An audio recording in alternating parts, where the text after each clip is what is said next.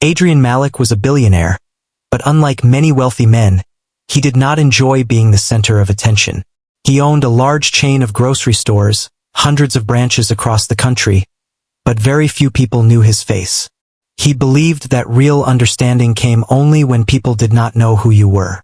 So sometimes he would dress like an ordinary man, simple shirt, cheap wristwatch, old shoes, and walk into his own stores to see how things were really run. On one ordinary morning, he decided to do the same. He wanted to check a particular branch located in a busy part of the city. This store was always crowded, and he wanted to see how the workers were treated there. Adrian quietly left his luxurious home without his security guards or fancy car. Instead, he drove an old second-hand sedan he kept for such visits. He wore a plain white shirt, faded jeans, and a cap that covered most of his face. Even though he was wealthy beyond imagination, he looked like any other person who might come to the store to buy bread or milk. As he entered the store, he felt something unusual. The air was heavy, not in a physical way, but emotionally. The workers seemed a little tired, some more than others. The manager was standing near the cash counter, talking loudly on the phone. The employees looked alert and nervous around him, as if scared of making mistakes. Adrian walked slowly, pretending to look at the products on the shelves, while his eyes closely observed the staff. He noticed a young cashier smiling politely, even though she looked exhausted. A shelf stocker struggled to lift a heavy box but did not ask for help because he feared being scolded for being slow. Adrian quietly noted their dedication and also their discomfort. Something was wrong here. He could sense it, even before knowing the real reason behind his visit that day. Just as he was about to move toward the vegetables section, he noticed something near the entrance. A small figure sat on the floor, close to the door where customers entered. A little girl around 8 or 9 years old with a school bag on her back. Her clothes were neat but old, and her shoes looked worn out, almost broken. She was wiping her eyes with the back of her hand, trying to hide her tears. People were walking past her, but no one stopped. They saw her, but they looked away. Perhaps they were too busy, or maybe they didn't want to get involved. Adrian paused. Something in that moment touched his heart. He walked slowly toward the girl, not wanting to scare her. He knelt down beside her and spoke softly. "Are you okay?" he asked gently. The girl looked up quickly, her eyes red from crying. She tried to smile but couldn't hold it. Tears rolled down again. She shook her head instead of answering, because her voice was stuck in her throat. "What's your name?" Adrian asked. "Amira," she whispered. "And why are you sitting here alone, Amira?" he continued. "I'm waiting for my mama," she said, her voice barely audible. "She works here." Adrian nodded slowly, thinking she might be the daughter of a cashier or worker from the store. "What does your mother do here?" he asked softly. The girl rubbed her eyes again, then replied, "She's the cleaner. Her name is Layla." The name struck him like a sudden shock. His heart stopped for a moment. Layla. He knew that name. He knew her. Layla was the same woman who cleaned his mansion every morning. The same woman who always greeted him quietly, bowed her head respectfully, and worked without any complaint. He had seen her cleaning floors with gentle hands, holding pain inside her eyes but never saying a word. She always looked humble, thankful, never asking for anything. He remembered how she always left a little early to take care of something, but he never asked what. And now here was her daughter, crying alone, outside his store. Adrian felt a sudden weight in his chest, a feeling he had not experienced in years. He had always believed he was a good employer. He paid fair wages. He never mistreated anyone. But seeing Amira like this made him realize something. He had never actually asked about Layla's life. He had never asked how she managed, what difficulties she faced, or what burdens she carried. She worked in his mansion and in his store, yet he had never looked beyond her presence. The little girl sat there, trying to be strong, but the sadness in her eyes was deeper than ordinary childhood troubles. It was the sadness of someone carrying a story too heavy for her small heart. Adrian looked around the store again, this time not as a businessman but as a human being. Something inside him whispered, There is something happening here that I must understand. And at that moment, he made a silent promise to himself. He would not leave the store without discovering the truth. Adrian stayed kneeling beside the little girl, trying to make her feel calm. He offered her a gentle smile, one that did not force her to stop crying, but told her that she was safe to talk. The store noise continued around them. Customers entering, trolleys rolling, workers calling one another. But at that moment, it felt like only the two of them existed in that small space. "Do you want some water?" he asked softly. Amira nodded. Adrian walked a few steps to the nearby refrigerator, took out a small bottle of water, and handed it to her. The girl took it with shaky hands and took small sips, as if she had not had water in hours. "You said your mother is Layla," Adrian repeated gently. Amira looked up and nodded again. "Yes, Mama cleans the floors and the toilets. She works a lot." Adrian already knew Layla as a quiet, humble woman. But seeing her daughter sitting outside the store like this made him question everything he assumed. He wanted to understand, but he did not want to force the girl to speak if she was not ready. After a small silence, he asked, "Why were you crying, Amira?" The question seemed to unlock something inside her. Her throat trembled before any words could come out. She lowered her head and held the straps of her school bag tightly, as if holding on to her last bit of strength. "My teacher said I cannot come to school anymore," she said finally. "We owe fees, and Mama said she was trying. She said she would pay, but she couldn't." Her small voice broke, and tears fell again, silently this time. She was trying to be strong, but her heart was too heavy. Adrian felt a slow, painful pull in his chest. The kind of pain that comes when reality hits harder than expected. He thought of how Layla always came to his mansion early in the morning, cleaned every corner, washed dishes, swept floors, and left before breakfast ended. Then she must come to the store and clean until night. And still she could not afford her daughter's school? "How long have you been waiting here?" Adrian asked softly. "Since morning," Amira replied. "Mama said she will take me home after her shift ends, but she had to take an extra shift again. She told me to wait here quietly." Adrian blinked. Layla had worked at his mansion early morning. He remembered seeing her there just hours ago. And now she was working here again? That meant she had not had rest, not even proper food. She was working 2 jobs back to back. "Does your mother always work this much?" he asked, even though he already suspected the answer. Amira nodded. "Mama says we have to. After Papa?" She stopped suddenly, and her lips pressed together in pain. She didn't have to say more. Adrian understood. The father was gone. The burden was on the mother alone. Adrian wanted to ask more, but he didn't want to make her cry harder. So he asked something lighter.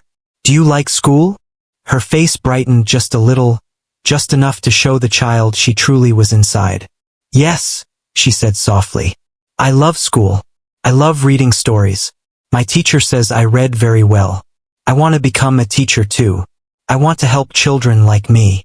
Adrian listened with full attention.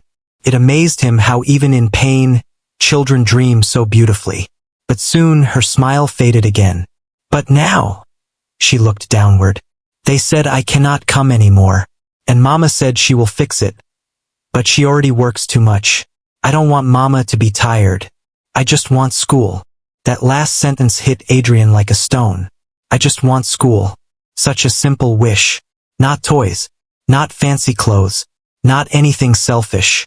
Just education. A child begging for something every child deserves.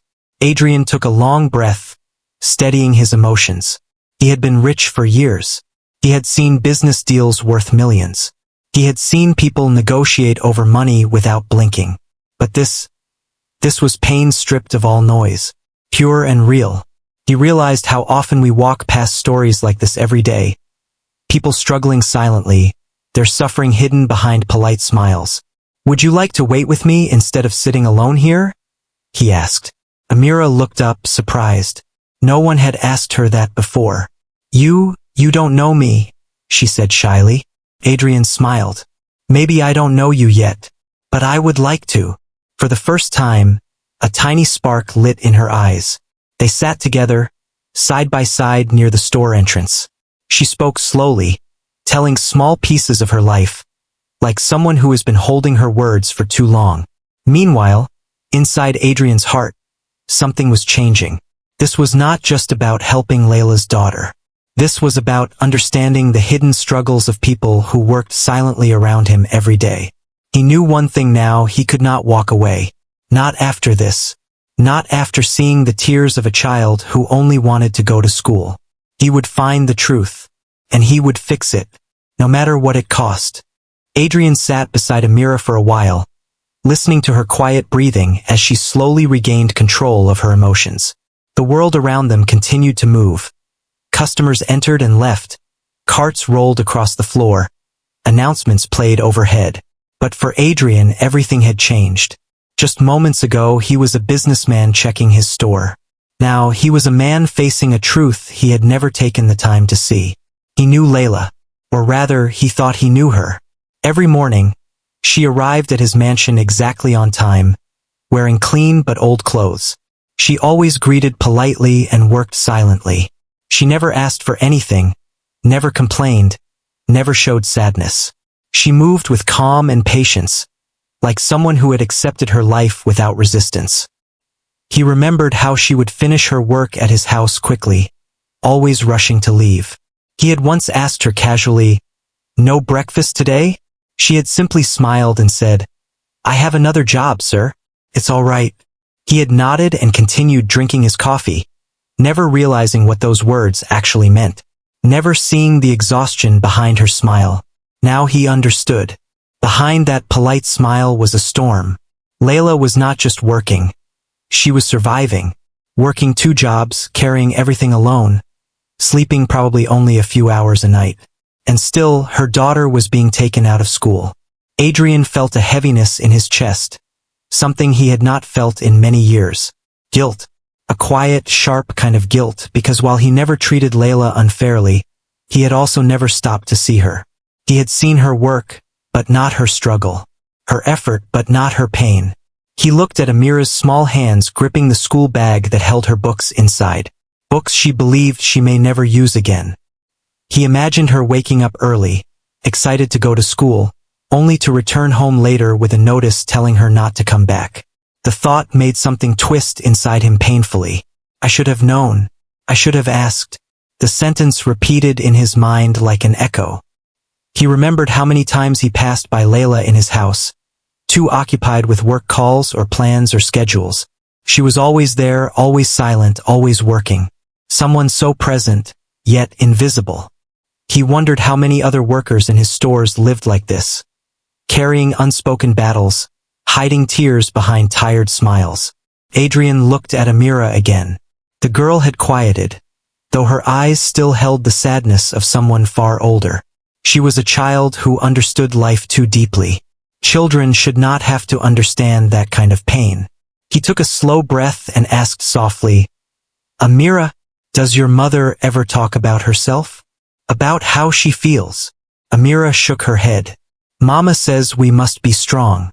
She says crying doesn't change anything. She says we keep going." Adrian closed his eyes for a moment. He could almost imagine Layla telling her daughter those words.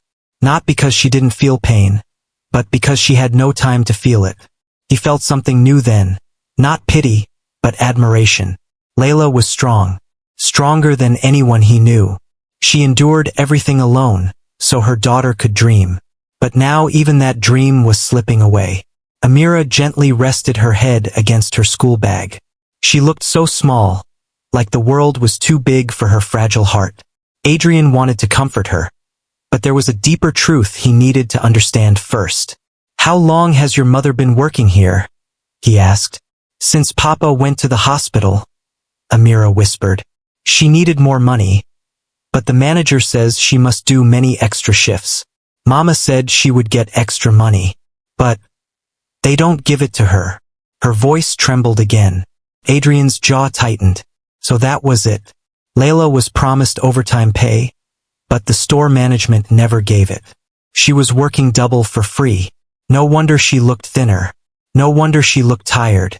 She was being taken advantage of silently because she had no power to fight back. Adrian felt anger rise inside him, slow and deep, not loud anger, the kind that came from witnessing injustice too close to ignore. He looked at Amira with a calm voice, but his heart was burning. "Thank you for telling me," he said. "You were very brave." Amira blinked, surprised by the word brave. No one had ever called her that. He stood up slowly, but before walking away, he gently placed his hand on her shoulder. "I'll be right back," he said. "I promise you, things are going to change." He didn't say it like a stranger trying to comfort a child. He said it like a man who now understood there was something only he could fix. As Adrian walked into the store, the disguise he wore meant nothing now. He was no longer just observing. He had something to do, something necessary. The billionaire who came to inspect his store had disappeared. In his place now stood a man with a mission, a man whose heart had finally opened. Adrian walked back inside the store with a different feeling in his chest now. He was no longer simply observing the place or checking how things worked. He was carrying the weight of what he had just learned. The aisles that looked normal a few minutes earlier now seemed full of hidden stories, each worker carrying something inside that no one asked about. He moved slowly through the store, pretending to look at products, but his real attention was on the employees. He watched how they spoke, how they moved, and how they reacted to the supervisor. The atmosphere felt stiff. Everyone seemed tense. The supervisor's voice was loud and sharp as he ordered people around. Not like a leader, but like someone who enjoyed having control. As Adrian walked further, he finally saw her, Layla. She was kneeling on the floor, scrubbing it with a worn-out brush. Her scarf was slipping from her head, and she looked even thinner and weaker than he remembered. Her hands moved in small, tired motions. She looked like someone who had worked too long and slept too little. But her face still had that small, polite expression. That same gentle calm she always had, as if she believed everything would somehow be okay. Adrian watched her for a moment, and his heart tightened. He remembered how she would always greet him in his mansion with a small smile, saying, "Good morning, sir." Even when her eyes looked like they hadn't rested, he remembered how she worked silently, never asking for rest or help. He had thought she was simply quiet, but now he understood she was carrying pain she couldn't show. As she worked, the supervisor walked past her. She looked up carefully and spoke in a low voice. "Sir, about the extra hours. I worked late all last week. I was told I would receive overtime pay. My daughter's school." The supervisor cut her off harshly. "Not this again. I told you payment will come when it comes. Stop asking, and hurry up. The floor is still dirty." The words hit her like a slap. She lowered her head quickly and continued scrubbing. Adrian could see her shoulders tremble for a moment. Just a moment. Then she kept working, as if she had swallowed her pain and locked it inside. Other employees saw it too. Some looked away. Some sighed softly. But no one said anything. They were all afraid. Adrian felt anger slowly building inside him. But he didn't act yet. He wanted to understand everything clearly. He approached her quietly. "Excuse me," he said, acting as if he were just a customer. Layla looked up, her eyes tired but polite. She didn't recognize him. His disguise was working. "Yes, sir? How may I help you?" she asked, voice soft. He didn't ask about cleaning. Instead, he asked gently, "Are you okay?" The question surprised her. She froze for a second. Most people didn't ask about her. Most didn't see her. She blinked, then forced a small smile. "Yes, sir. I am fine," she said. The words were practiced, automatic. But Adrian could see through the mask now. He looked at her hands. They were red, rough, and cracked from scrubbing floors for too many hours. Her nails were short and broken. Her wrists looked weak. He remembered her wiping marble floors at his house with the same hands. He realized something simple but heavy. Her whole life was in those hands. The supervisor's voice echoed again from behind them. "Stop talking and get back to work." Layla flinched slightly and lowered her head again, returning to cleaning. Adrian stepped aside and pretended to look at a nearby shelf. But inside he was thinking deeply. He began connecting everything. Layla had been working in his mansion early mornings, then working in the store until evening, then doing extra shifts without being paid. And still, it wasn't enough for her daughter's school fees. She was being taken advantage of because she never complained. She accepted everything because she didn't want to lose her job. She was fighting alone and no one knew. A quiet mother fighting silently for her daughter's education. Adrian felt something in his heart break. Something heavy and real. He felt ashamed that he never asked, never tried to see beyond what was visible. He had always thought the world was fair if you worked hard. But here was a woman who worked harder than anyone, and still suffered. He thought of Amira waiting outside, crying, trying to be strong. He thought of Layla working silently, hiding every tear. And he thought of himself, the man who owned the company but had no idea what was happening under his own roof. For the first time in a long time, Adrian felt helpless. But that helplessness quickly turned into resolve. He knew now. He could not stay silent. He could not walk away. He could not pretend everything was okay. There was truth here that needed to be faced. And he was going to uncover it, completely, no matter who was responsible, no matter what it changed. He would not let this mother and daughter suffer alone anymore. Adrian stood near the shelves, watching quietly as Layla continued scrubbing the floor. Now he understood what Amira meant. Layla was not just tired. She was exhausted, emotionally and physically, but she worked with the same gentle patience, never speaking loudly, never complaining. She was holding her life together with silent strength. Adrian knew he needed to see how the supervisor treated her when no one was watching. If he exploded now, everything would become noise. To fix something, he needed truth, clear, undeniable truth. So he stayed hidden behind his disguise. Across the store, the supervisor, Mr. Cameron, was talking loudly again, bragging to another worker about how people like cleaners should be grateful they even have a job. Adrian listened closely. The worker standing next to him nodded uncomfortably, clearly afraid to disagree. Cameron continued, "They think they deserve overtime? Ha! We do them a favor letting them work here." The arrogance in his voice made Adrian clench his jaw. He took a slow breath, steadying himself. He didn't want anger to cloud judgment. He wanted justice. He walked closer, pretending to be just another customer. Cameron looked up and forced a fake smile. "Hello, sir. Need any help?" Adrian shook his head politely but stayed close enough to watch how he interacted with employees. Moments later, Layla approached carefully, her hands trembling. "Sir, I am sorry to ask again, but I really need the overtime payment. It has been 3 weeks. The school." Her voice cracked slightly, but she continued, "They sent my daughter home." Cameron rolled his eyes dramatically. "Not my problem. You work when we tell you. Payment will come when I decide. Understand?" Layla lowered her head instantly. "Yes, sir." She turned to leave, but Cameron raised his voice sharply. "And hurry up with the storage cleaning. You think I have all day?" Layla nodded and walked toward the back room. Adrian noticed her wiping her eyes carefully, trying not to let anyone see. But he saw. He followed her, staying a little distance behind, until they reached the storage hallway. A quieter place, away from customers. There, Adrian finally spoke, softly so she wouldn't feel embarrassed. "Layla, are you all right?" She turned, startled.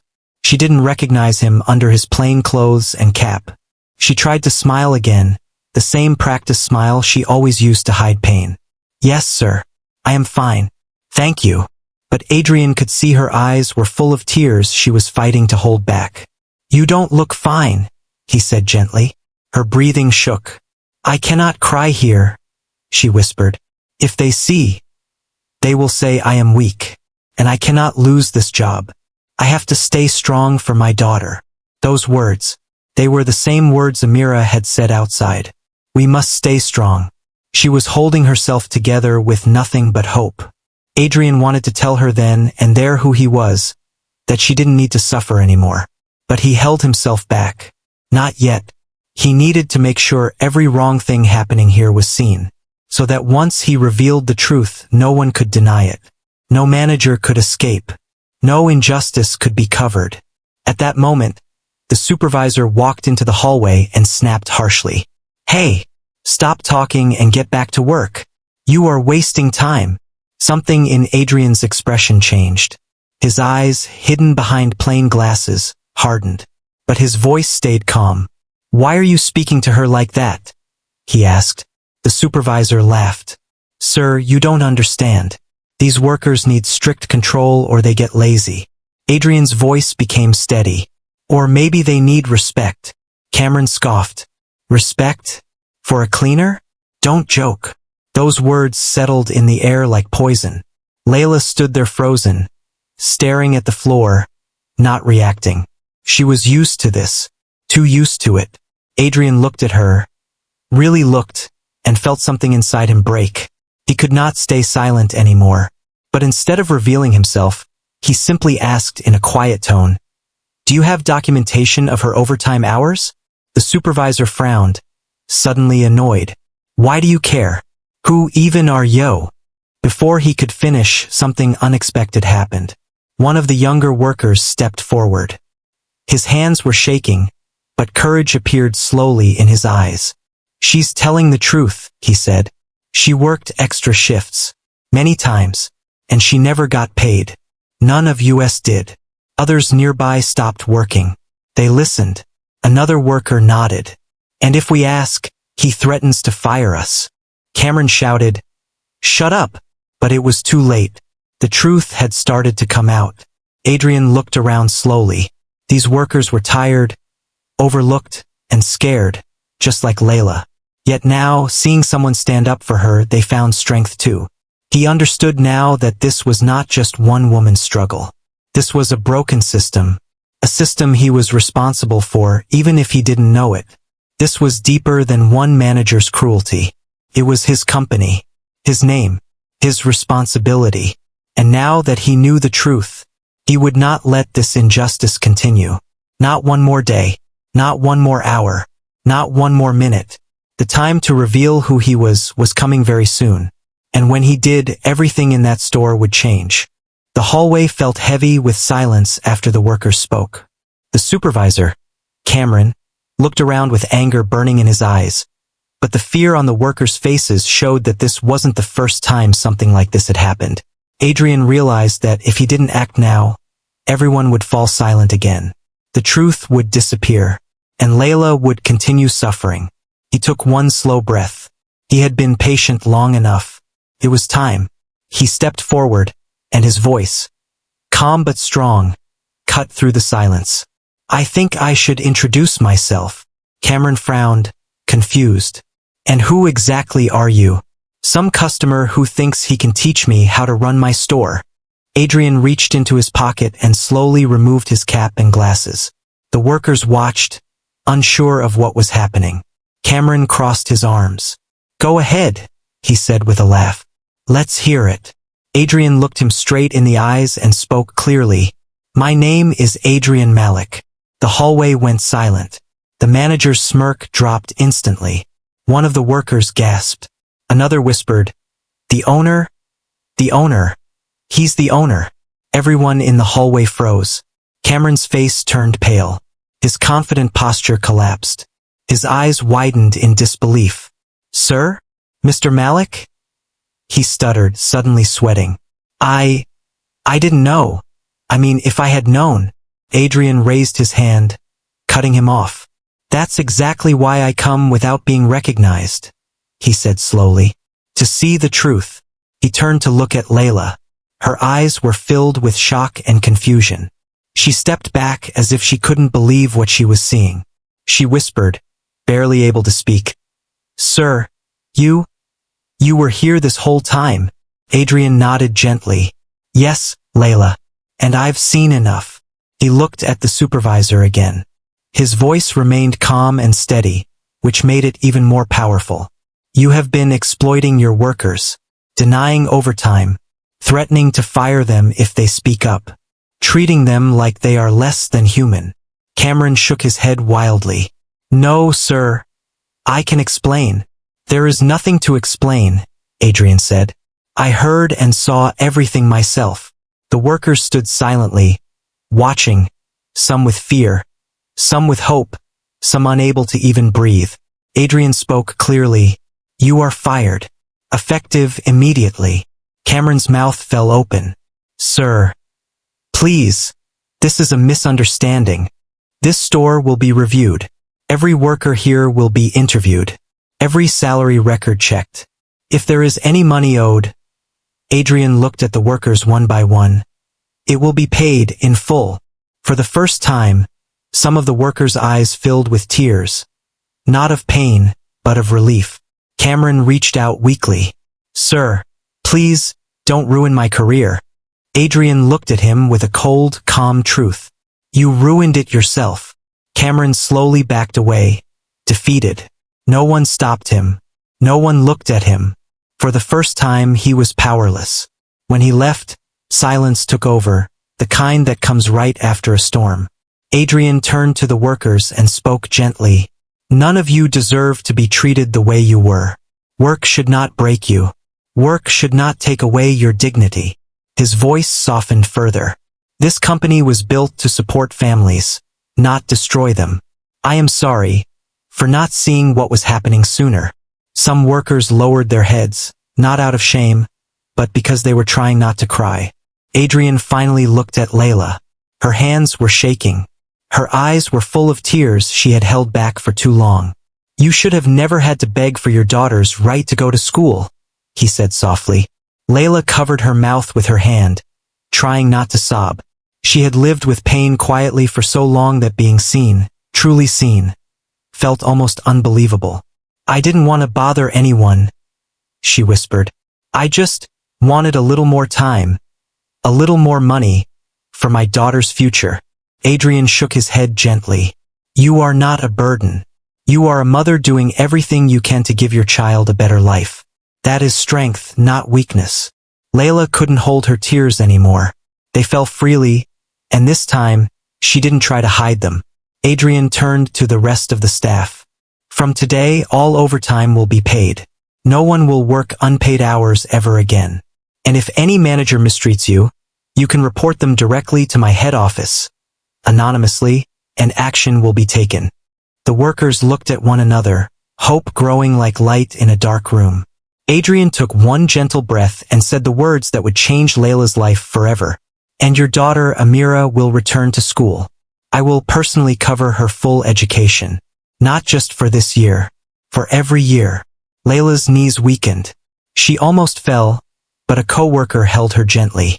She cried openly, whispering, Thank you, thank you, thank you.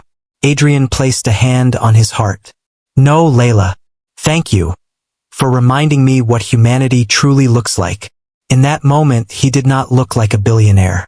He looked like a human being who had finally remembered how to feel. And the entire store, for the first time in a very long time, felt warm. Everyone slowly returned to their workspaces, but nothing felt the same anymore. The heavy atmosphere that once controlled the store was gone. It was replaced with something new, hope. Yet one person remained still, Layla.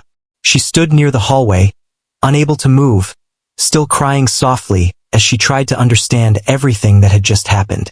Adrian walked a little distance away, giving her time. He didn't want to overwhelm her. But he also knew there was one more person who needed to hear the truth. Her daughter, Amira. So he asked one of the workers, Where is she now?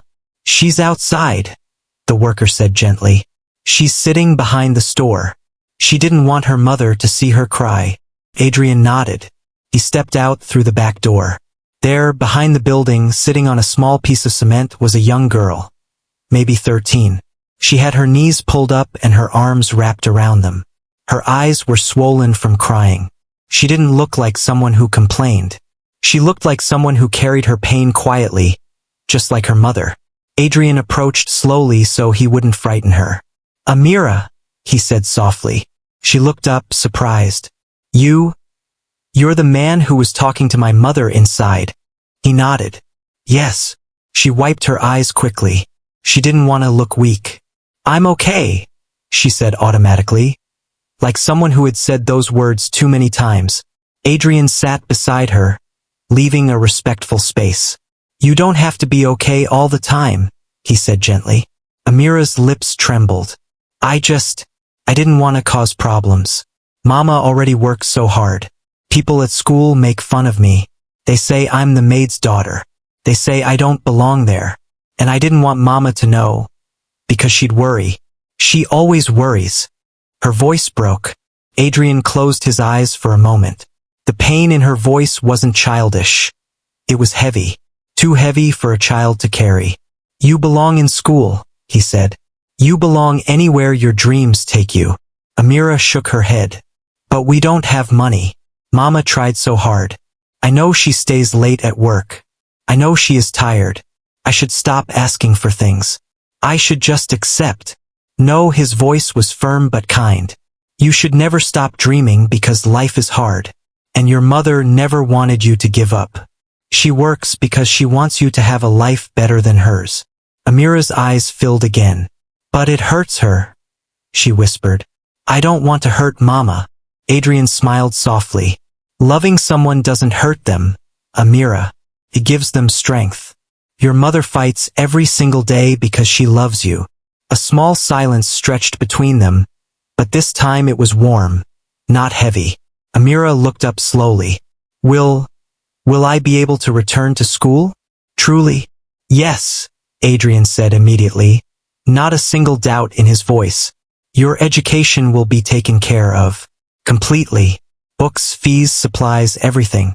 Not just this year. Every year until you graduate. Amira stared at him, as if she couldn't believe this world could be so kind. But why? She asked in a small voice. You don't even know me. Adrian looked at her, and in her eyes he didn't just see a child.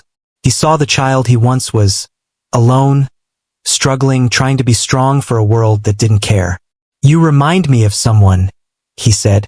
Someone who needed just one chance. And when someone gave him that chance, everything changed. Amira blinked, confused, but she didn't ask further. She just listened. You deserve a chance too, he continued. And your mother deserves rest. She has carried too many weights alone. But she is not alone anymore. Amira's lips pressed together, and then, slowly, she let herself cry. But this time it was not from pain. It was from relief. From finally feeling seen. From knowing that maybe, just maybe, life could be different. After she finished crying, Adrian gently stood. Come, he said. Your mother is waiting. They walked back inside together. The workers watched quietly, their eyes soft. When Layla saw her daughter, she rushed forward and pulled her into her arms, holding her like she never wanted to let go. They both cried, but now they cried in safety. Everyone around them could feel the change. It was the moment life took a new direction. Not just for Layla, not just for Amira, but for everyone who had ever believed they were too small for the world to notice. Because now they knew. Someone had noticed. And everything was about to change. Everything had changed in just a single day. But the true change happened in the days that followed. The store no longer looked like a place of stress and fear. It slowly began to feel like a workplace where people could breathe again. Adrian made sure of that. He held a meeting with the entire staff the very next morning. And this time he didn't hide who he was. He arrived not in simple clothes, not in disguise, but as himself, Adrian Blackwood, the billionaire owner of the store chain. When he stepped inside, the workers froze. Some whispered. Some stared. Some couldn't believe that the quiet, polite customer they had spoken to yesterday was actually the owner of everything around them. But Adrian didn't walk with arrogance. He didn't carry the power in a loud way. He came with humility, the kind of humility that comes from understanding something deeply. He stood in front of everyone and spoke calmly. I came here to learn, he said. And I did. I saw pain I didn't know existed. I saw injustice happening under my name without my knowledge. And I will not allow it to continue, not even for a single day. His voice was steady, firm, unshakable. The employees looked at each other, feeling something they had not felt in a long time. true respect. Then Adrian continued, "Starting today, every worker here will receive fair wages, proper hours, and overtime pay on time. Anyone who speaks to you with disrespect will face consequences, no matter their position." The supervisor from before stood at the back, sweating, because he knew his time was over. Adrian didn't need to shout to make him feel small. His presence alone did that. "Layla," Adrian said, calling her forward gently. She stepped up slowly, unsure if she was dreaming.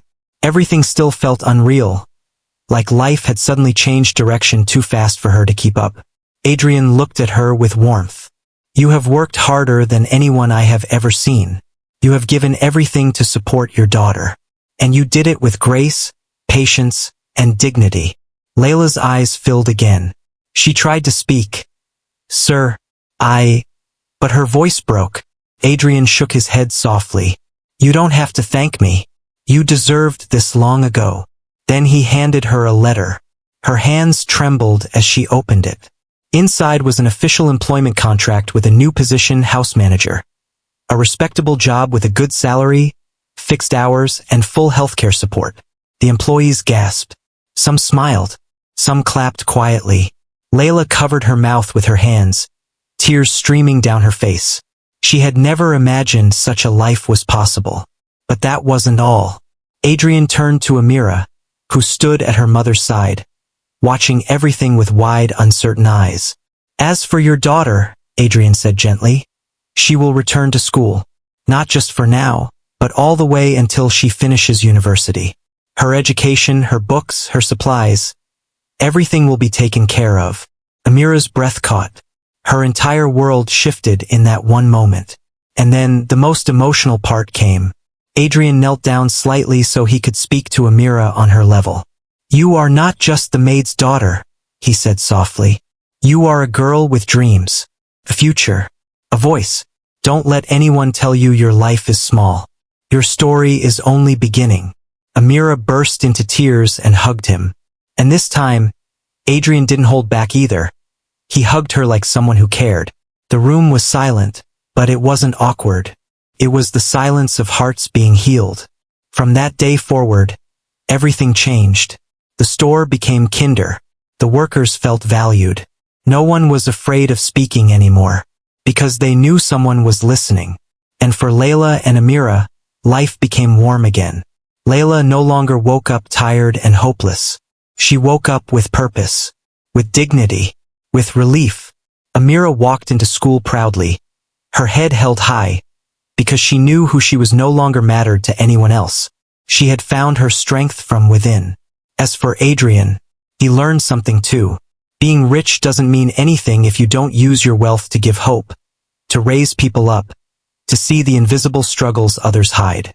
He had gone undercover to test his business, but he came out with something far more valuable, a reminder of humanity, because sometimes, one small act of noticing, one question of "Are you okay?"